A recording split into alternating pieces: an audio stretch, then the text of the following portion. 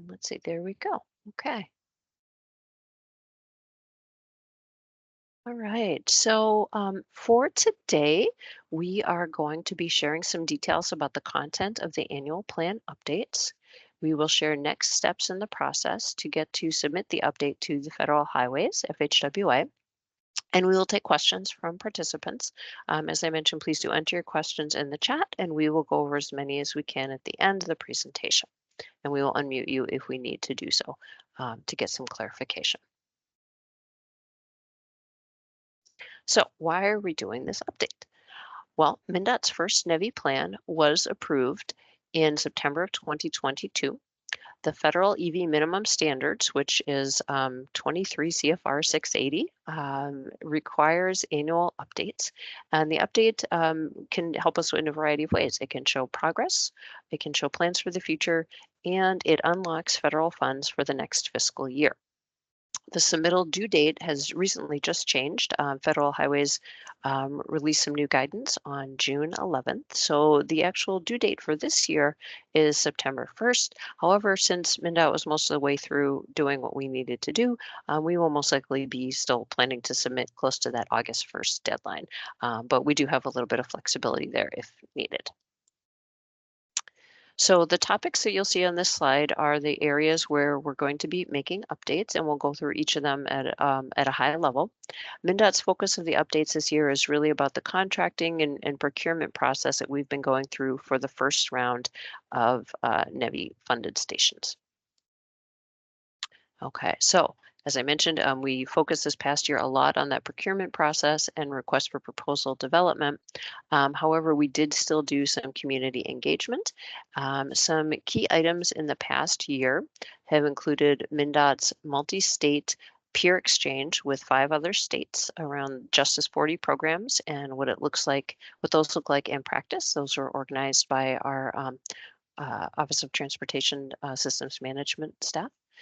We participated in some community ride and drive events and gathering feedback from partners. So the picture you see here is from the Ely Ride and Drive event in February of 2024.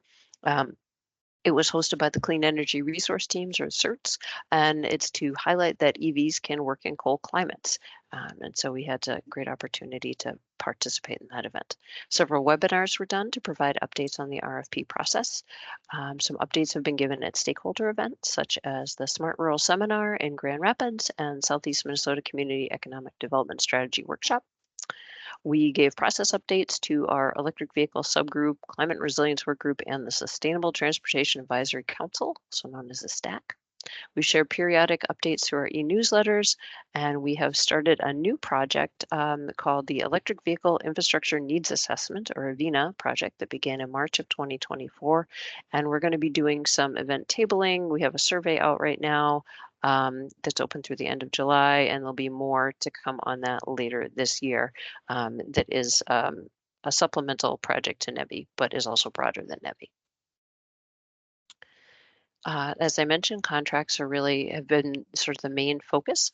MnDOT worked with consultants in Federal Highways to develop a procurement process that would work with our staff capacity, federal and state requirements. We received and we settled on a grant approach is how we're doing this NEVI funding. We received state funds that could be used toward matching the federal funds, and we needed to determine how that would fit into the process. So that happened last summer. MnDOT spent a lot of time up front with our consultants to make sure that the RFP had the draft contract agreement, scope of work, and really so that applicants would clearly understand what would be expected if they were awarded a grant. We realized that applicants may be new to federal and state grant requirements, and we wanted to be as clear as possible. We also used lessons learned from other states to try to make the RFP clear while including necessary details.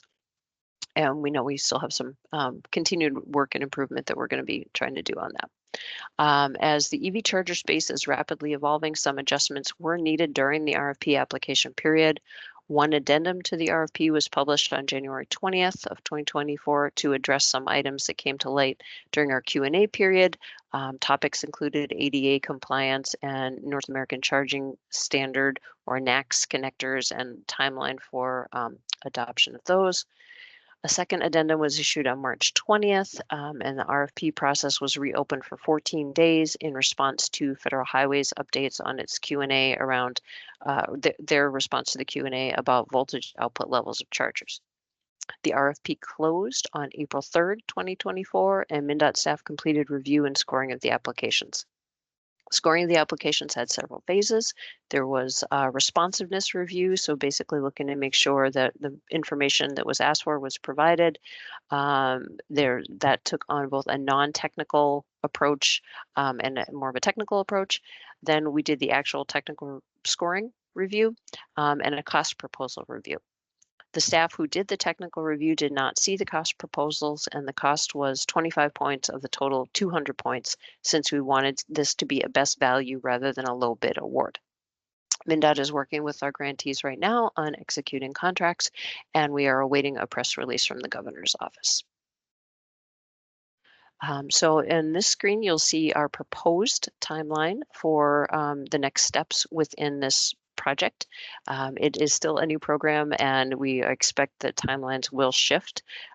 Each contract, so for each of the sites where we are making awards, will move on its own. And so as you see these phases, they're not set in stone that they all have to move together, but each project will move on its own. So some may move faster than others. I'd like to also introduce Casey Stanek, who's on the call today. She is our grants and contracts coordinator, and she's going to be working with grantees to complete all the required documents, and we'll share our contact information at the end of the presentation. Okay, so one of the sections of the report is around existing and future conditions and the alternative fuel corridors, or AFCs. As of now, I-94 and I-35 are the two alternative fuel corridors for electric vehicles in Minnesota. We will have some gaps to fill from the first RFP, and those will be included in what we're calling RFP 2. We'll talk more about that later. Federal Highways guidance at this time is that stations need to be operational to certify build out of the alternative fuel corridor. As such, MnDOT is planning to nominate Interstate 90, which is our only remaining two-digit interstate, as an alternative fuel corridor. If we nominate I-90, then we can keep moving with projects on that road at the same time as we are filling any gaps on I-94 and I-35. In the first NEVI plan in 2022, we did say it was our intention to build out all of our two-digit interstates. Round 8 of the alternative fuel corridor nominations has not opened yet, but we are anticipating that it will open by the end of June. We can reassess any additional nominations next year if needed when we have more information about broader statewide EV charging needs from our EVina project. In addition, so right now, in terms of current conditions, MnDOT does not have any sites deployed that are NEVI funded. We will include a map of the conditional award locations in the plan update. And we were also going to be including a map and table of existing stations along I-94 and I-35 from the Alternative Fuels Data Center website. So stations that are not owned and operated or through the NEVI program, but are through private or other sources. We will also include a map of cluster locations along I-90 where we plan to include in the RFP that will be happening later in 2024. Another piece of the existing conditions portion of the report the past few years has been our state freight plan and what's happening around freight. MnDOT's Office of Freight and Commercial Vehicle Operation is updating the state freight plan later this year. And so we've included a little bit of information around that.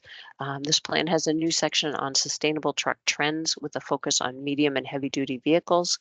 The freight office staff are partnering with industry to figure out how to better support that transition. Equity is important to MnDOT, and as we work on trying to build out EV infrastructure, it is one of the focuses of our work. In the past year, an online mapping tool was provided for any interested applicants as part of the NEVI first round RFP that they could use to look and see what the Justice 40 mapping boundaries were and potentially include that in consideration as they're planning their proposals and their sites. Of the 18 clusters in the round one RFP, 8 included disadvantaged or Justice 40 communities, and the applicants did receive additional points if the location they proposed was in a disadvantaged community. 4 of the locations were chosen in round one. MnDOT is now working on a statewide EV infrastructure needs assessment, as I mentioned, that's going to include engaging with communities, including disadvantaged communities, later here in 2024 and early 2025. And outreach, we're going to really try to direct to some of the areas we haven't reached as much so far, specifically looking at rural areas, tribal nations, and just other either geographies or sectors that we have not touched upon as much yet with the first bit of the NEVI program. We're working hard to try to have the materials be available in multiple languages, and so focusing right now on being able to provide in English, Spanish, Hmong, and Somali. We are also looking at opportunities to work through our consultants to do some collaboration with community-based organizations to help reach a broader audience. So we'll have more to come on that later this year.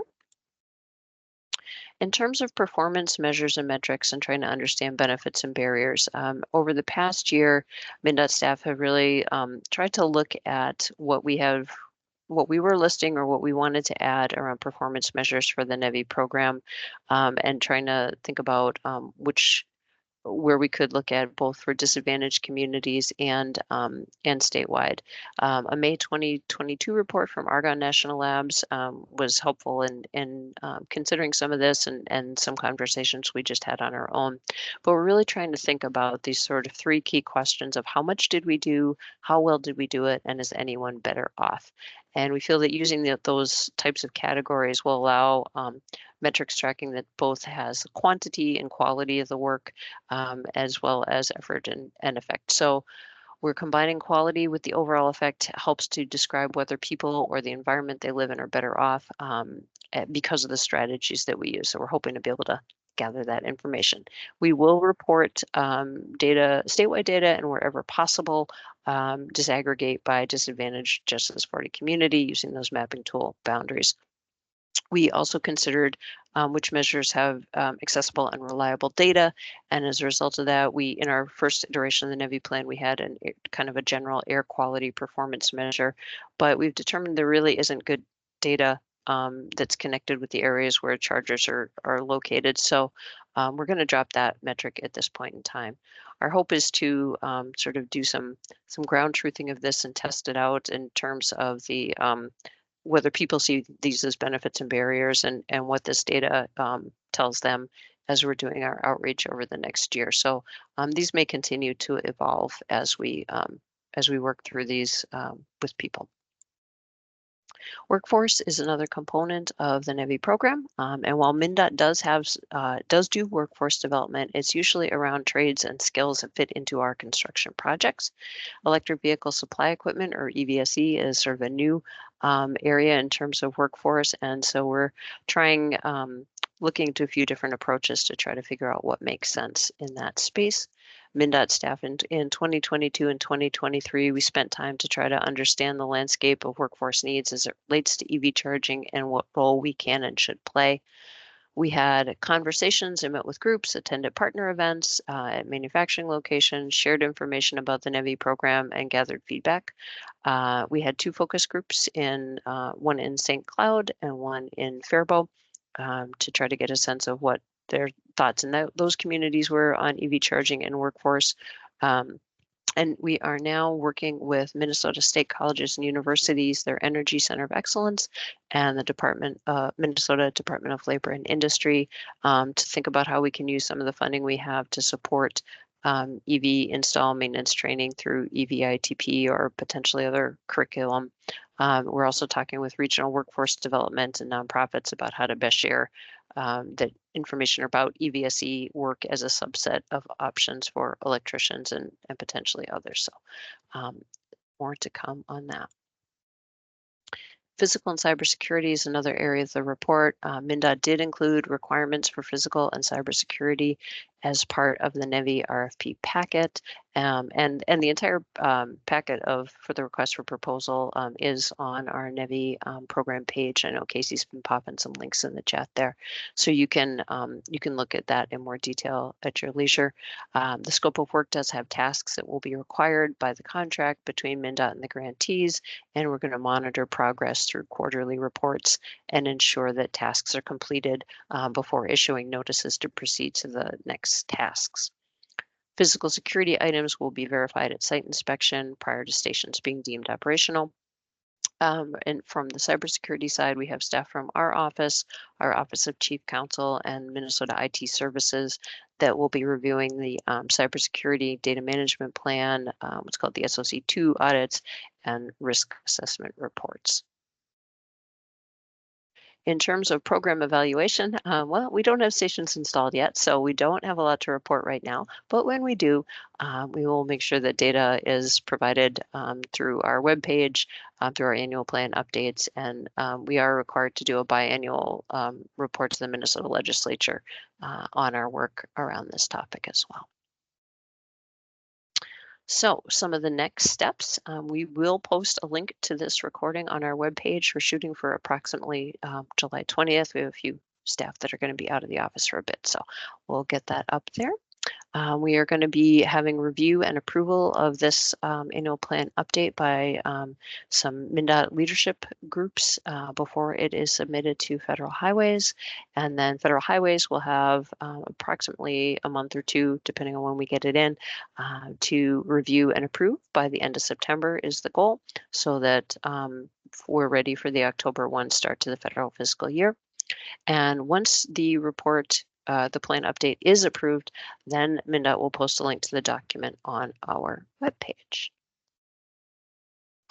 Okay, so I've just shared a whole lot of words, and now I would love to hear more about what your questions might be. And let's see, maybe, I think I can do this. I'm going to stop sharing my screen.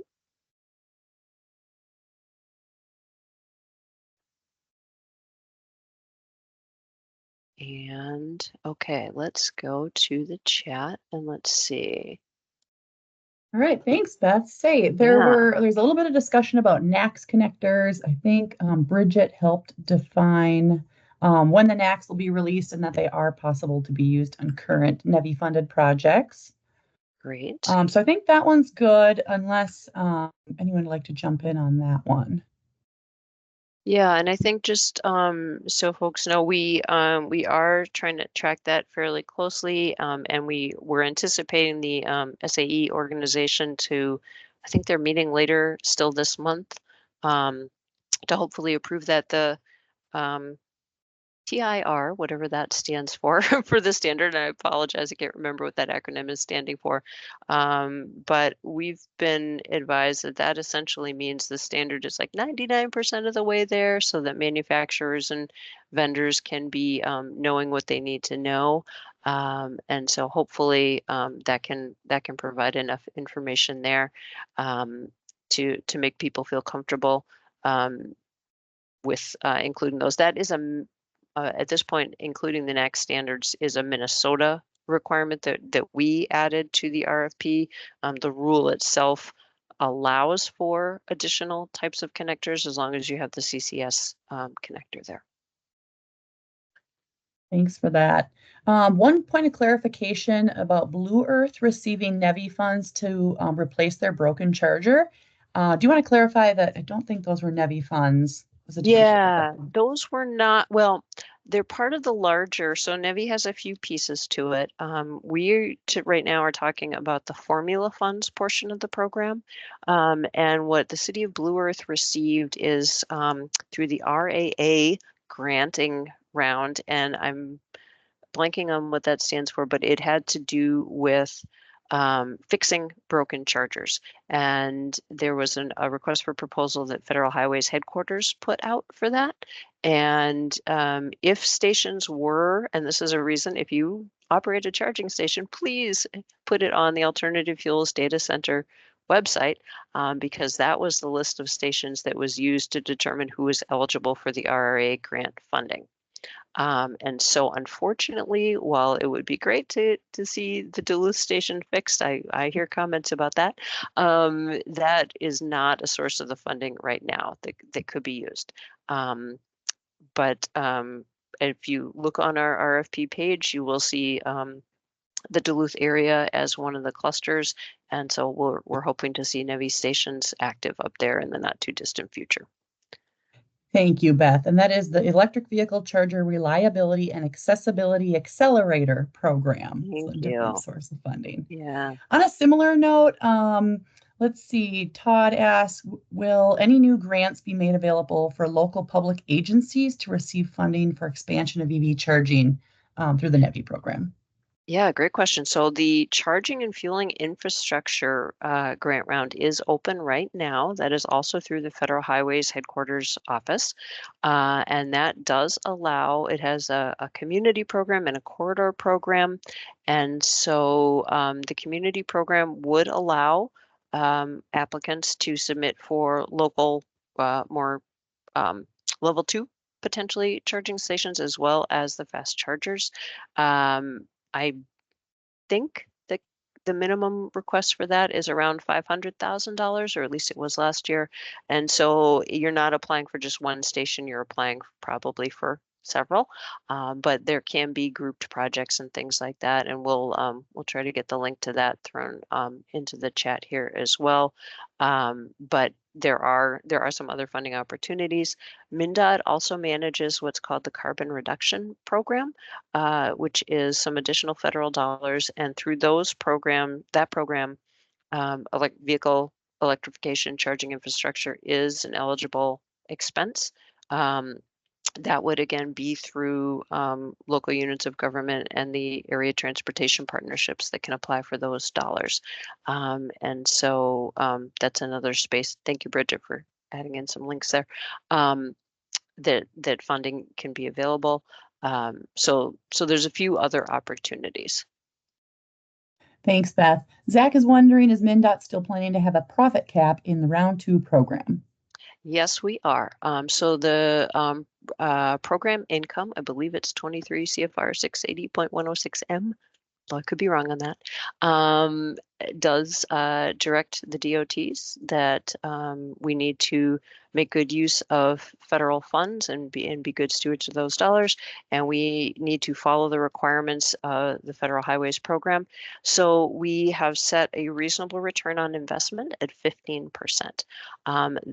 Applicants are able to apply for 90% of the project cost to be reimbursable through MnDOT, and that 15% reasonable return on investment only applies to the income from the charging stations. It does not apply to any other income at the sites. So if you're operating a convenience store, it does not apply to your convenience store income.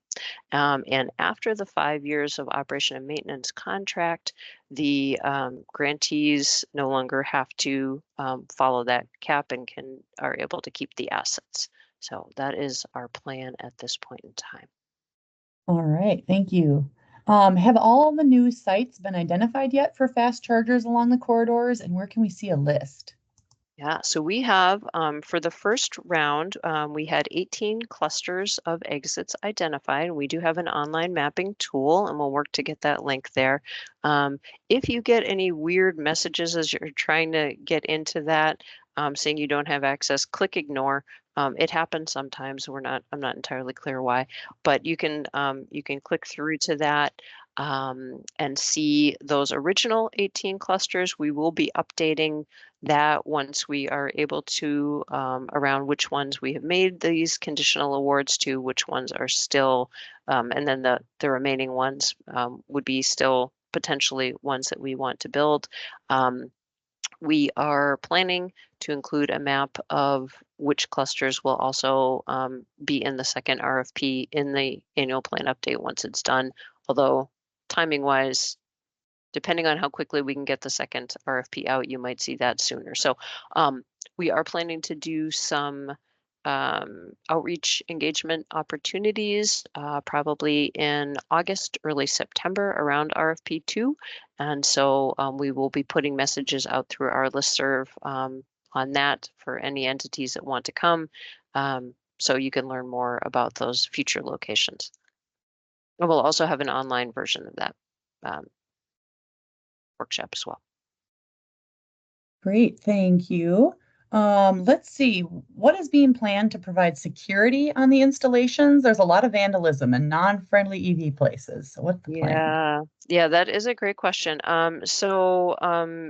You can look in the RFP document, and I can one of the slides we have here too just listed out the categories of security. There is a requirement for either there has to be on-site staff, a security camera. Um, we did have, or if they didn't have the on-site staff, an emergency call box. We have some requirements around bollards and things to protect the units themselves from getting run into. And so hopefully between having the on-site and the security cameras will help to limit the amount of vandalism to the sites. But this will be our first round with that. So I guess we'll have to see what happens there. And George is asking, what's the time frame for state highway build out? Example, Highway 53 from Duluth to I Falls. Yeah, great question. I know that's a big area of interest. So, as I mentioned, we are doing this electric vehicle infrastructure needs assessment work over this next year or so, and that is really going to help inform beyond the alternative fuel corridors. And so, please do stay tuned for opportunities to weigh in on that project. But we cannot issue a request for proposal on any roads off the alternative fuel corridors, at least at this time, until the alternative fuel corridors are, all the stations are operational. So that's why we're going to have to evaluate the situation next year, see where things are at, and determine if we need to nominate more roads as alternative fuel corridors or not. But so the very short answer to your question is it's probably going to be a couple of years, but we don't know exactly yet. We have to see how long these other things take. Sounds good. Fred's asking, will charging stations be required to have canopies similar to those at convenience stores? We are not requiring canopies at this time. We are giving points for canopies as an optional opportunity. And are we able to combine other funding with NEVI? Yes. So the NEVI rule and funding is that it's 80% up to 80% of the project can be funded with federal dollars. For this first round and for the second at least, we have some state funding available where MnDOT put out a total of up to 90% of funding could be applied for, and then the applicants needed to pay the additional 10%.